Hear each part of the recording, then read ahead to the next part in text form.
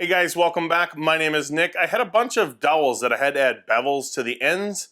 I went through a couple different renditions of a jig to try and take care of that, make it uniform and easy to do. 2, maybe 3 boards, super simple and easy. Let me show you how I did it.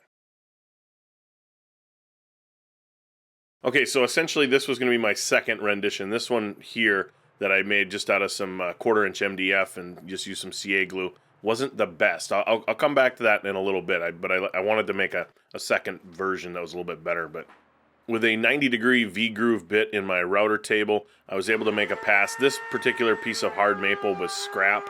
It was actually a little bit narrow for what I wanted to use it for, but I'll get to that in a little bit.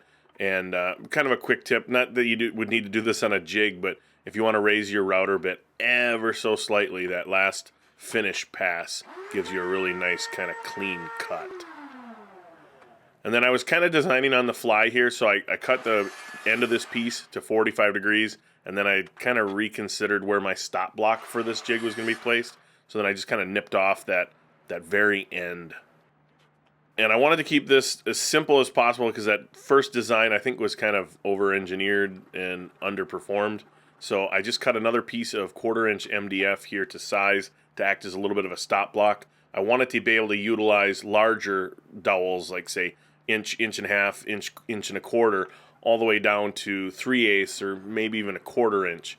So this stop block was kind of accommodating both diameters. So the plan was to glue this piece of 1/4 inch MDF on that end grain. So I started out with some thin CA glue, and that was able to soak down into the fibers of the wood and kind of saturate things. And then I came back with a thick CA glue, and using them in combination like this will be perfect. Yeah, this stop block's not going to stop an elephant, but I'm not necessarily slamming dowels into the end of this. But here's kind of the idea. You know, the dowel rides in that V groove, and then that stop block, you know, there you go. As I mentioned just a little bit ago, this was a scrap piece of maple, so I needed somewhere to clamp this down. So again, I took a piece of 1/4 inch MDF, just glued it onto the bottom, and you'll see in a second here, that was going to be my area to clamp. If you were to start out with a wider board, you would easily be able to use clamps and get on each side of this, and essentially this could be a 2 pieces of wood glued together project. It's just that simple, which is really nice for some of the jigs that I make. Simple, easy, quick, just gotta love it. I ended up taking my jig to my oscillating spindle sander, mostly because you can kind of see in the background my small disc sander is kind of out of commission. You could use a belt sander, you know, a number of different ways. I'm just going to use my spindle sander. Well, the jig kind of acts as this. The dowel goes in there, and you know, you're basically just presenting the corner of the dowel to whatever your sanding surface is. And what I like to do is kind of set it up as close as you can kind of get it to eye, and then put one clamp in place and snug that up pretty good. And then that acts as a pivot, and you can kind of set your depth and put a second clamp on there to make sure it's not going to go anywhere. And then basically just sand and spin the dowel. And with that stop block, eventually you're going to hit that stop block and you're going to stop hearing the abrasive contact the wood, and that's when you know that your dowel is to full depth. And it works out really slick. Here you can see the dowel cut just right off the saw, and it's got that kind of sharp edge. The first position I kind of put this jig in, it just knocks off that corner, pretty much just breaking that sharp edge. That's an option that you can do for, you know, different pieces and projects that you're working on. I was going for more of a beveled look. So again, you can just loosen one of those clamps and then slide the jig ever so slightly further into that spindle. And there you go, you're back in business. And you just kind of sneak up on it however you want it, making sure to kind of keep spinning the wood. And this is what I ended up with. Just a real nice, simple, clean bevel on the end of the dowel. This jig really didn't take all that long to make. And I had quite a few of these dowels that I had to add a bevel or a chamfer on the end. And it worked out really slick. That way they're all nice and uniform. And I was maybe into it 10 to 15 seconds per dowel once I was all said and done. So it made for quick work. Here's that first jig like I mentioned, and the same thing, you're pivoting here, and it was working perfect, and I designed it to be for this exact length dowel because I had a bunch of these at this length to do, and that it worked, you know, but it wasn't supporting smaller pieces, and all of a sudden I turned and I had a couple smaller pieces in the batch and narrower ones, and it wasn't supporting it. So that was kind of the redesign here to use the V-groove bit on the router. And once you get the hang of it, it actually goes really quick. My fingers here are pretty much acting like like a log roll for this dowel. How do you keep your fingers in shape? Head down to any of your local grocery store and they have these finger treadmills. That way you can keep your fingers fit and strong.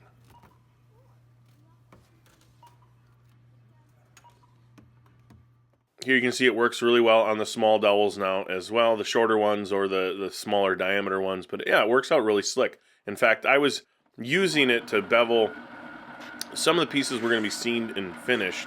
But in other cases, I was just kind of trying to knock the corner off or that little sharpness because it was actually getting put into a hole.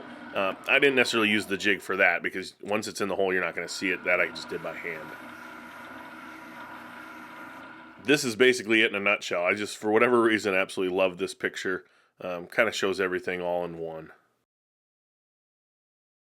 So bevels on the ends of dowels using a really simple and easy to make jig. Who would have thunk?